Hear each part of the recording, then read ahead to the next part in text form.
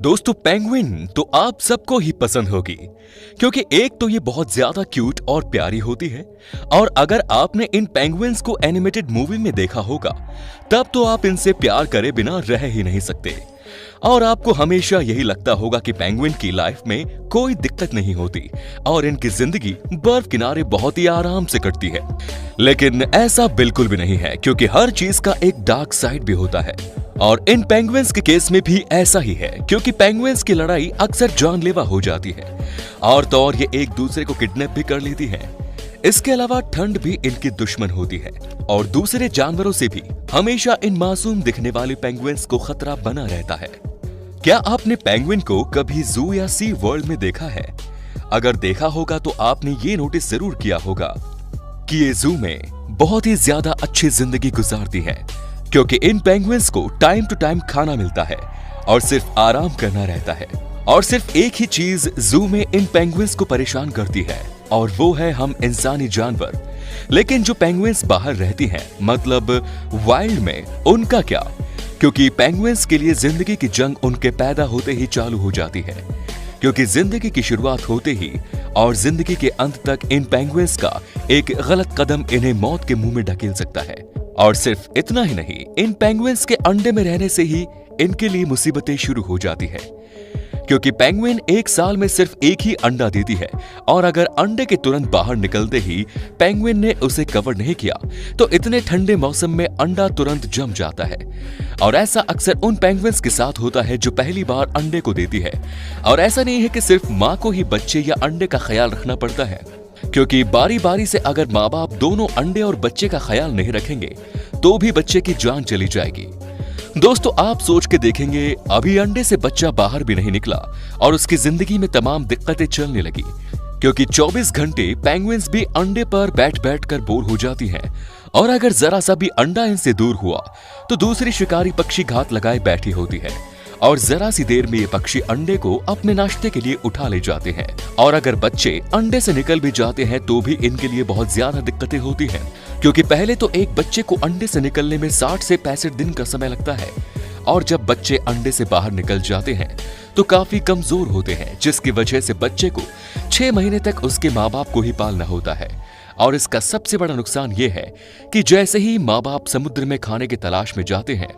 वैसे ही दूसरे पक्षी अपनी पेट पूजा करने चले आते हैं, यही जिनके लिए बच्चे बहुत ही आसान शिकार होते हैं क्योंकि एक तो इन स्क्यूवर्स नाम के पक्षियों के लिए इससे आसान और टेस्टी खाना दूसरा कुछ नहीं होता और दूसरा ये पक्षी पेंगुइन्स की कॉलोनी में हर समय ऊपर से घात लगाकर नजर रखे होते हैं कि बस माँ की नजर हटे और दुर्घटना घटे। और दोस्तों ये पक्षी इतने ज्यादा टैलेंटेड होते हैं कि इन्हें पता होता है कि पेंगुइन्स के बच्चों पर कब और कैसे हमला करना है।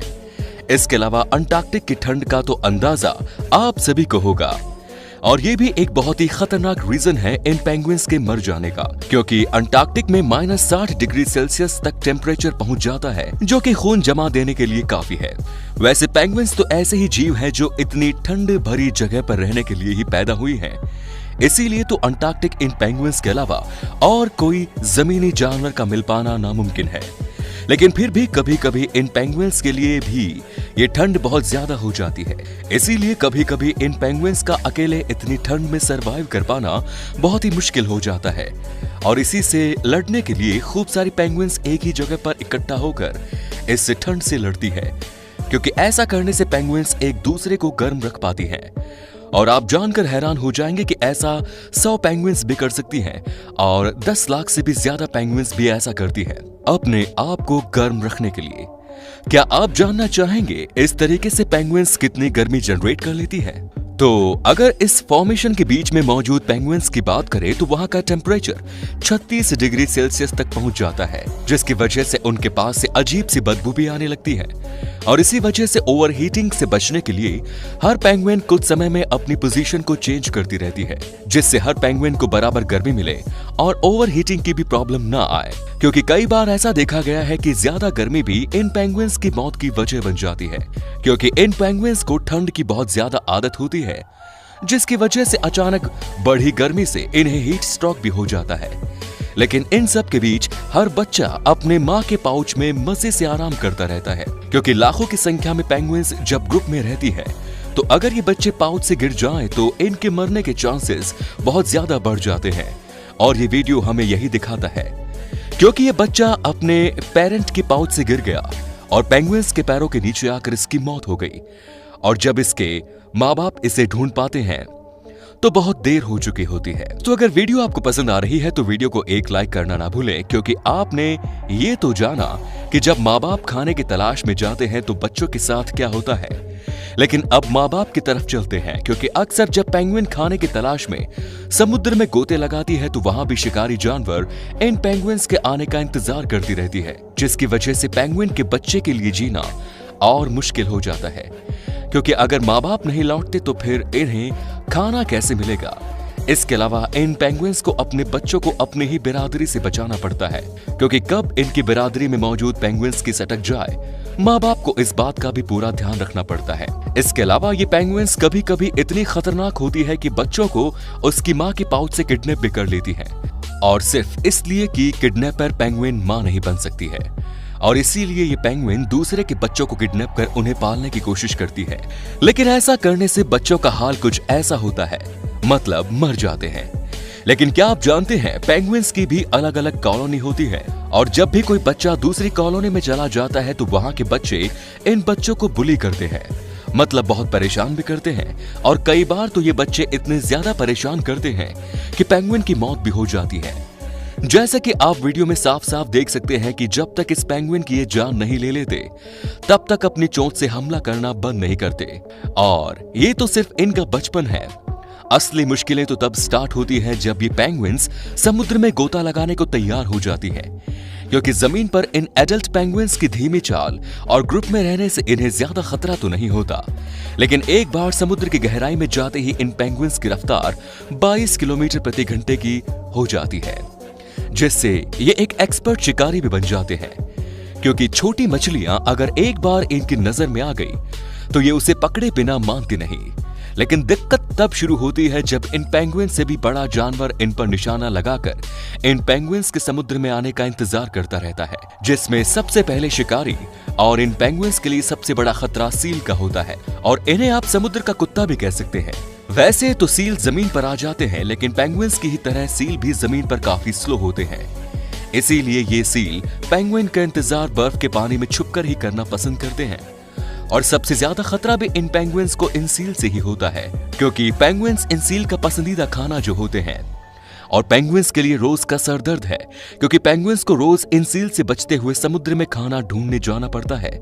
लेकिन सील भी छुपने में उस्ताद होती है, और यही कारण है कि कई बार पेंगुइन्स इन सील से बचकर तो आ जाती है, लेकिन बहुत ज्यादा जख्मी भी हो जाती है। इसके अलावा सील के ही दूर के भाई सी लायंस भी होते हैं, और ये भी पेंगुइन्स के जान के दुश्मन होते हैं, क्योंकि इनके लिए भी पेंगुइन्स को पकड़ना बहुत ज्यादा आसान होता है, क्योंकि इतने बड़े मुंह में एक बार पेंगुइन फंस गई तो फिर ये बेचारी छूट नहीं पाती। इनके अलावा किलर व्हेल और ऑर्कस को भी पेंगुइन्स खाने में बहुत बड़ा मजा आता है। दोस्तों सोचो, इन व्हेल को पेंगुइन्स इतनी पसंद होती है कि ये इन्हें खाने के लिए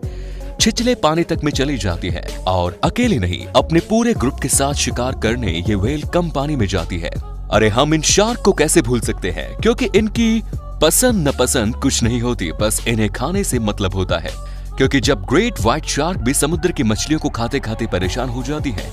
तो भी पेंगुइन्स को ही खाना पसंद होता है। दोस्तों इतना कुछ सुन के तो अब ऐसा लग रहा है कि पेंगुइन जैसे कोई दवा हो जिसे हर मैमल अपना शिकार बनाना चाहता है,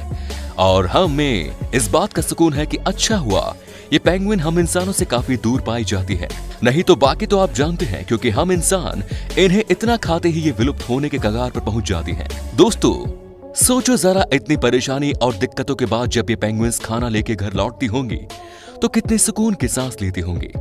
और ये सब भी आपको पेंगुइन के मरने की वजह कम लग रही है तो ये भी जान लो, पेंगुइन अगर ग्रुप से बिछड़ गई या किसी और वजह से अकेले पड़ गई तब भी ये अकेलेपन से भी मर जाती है, क्योंकि पेंगुइन्स को अकेले रहने की बिल्कुल भी आदत नहीं होती। और ऐसा तब होता है जब पेंगुइन का पार्टनर शिकार करने समुद्र में गया हो और वापस न आए, दूसरा पार्टनर खाना पीना सब छोड़ देता है और सिर्फ मौत का इंतजार करता है। तो दोस्तों आज आपने जाना कि ये प्यारी से दिखने वाली पेंगुइन्स जिन्हें हम सोचते हैं कि अंटार्कटिक की ठंड में बहुत आराम से रहती हैं, लेकिन आज आपने जान लिया कि इनकी जिंदगी हमसे कहीं ज्यादा मुश्किल होती है।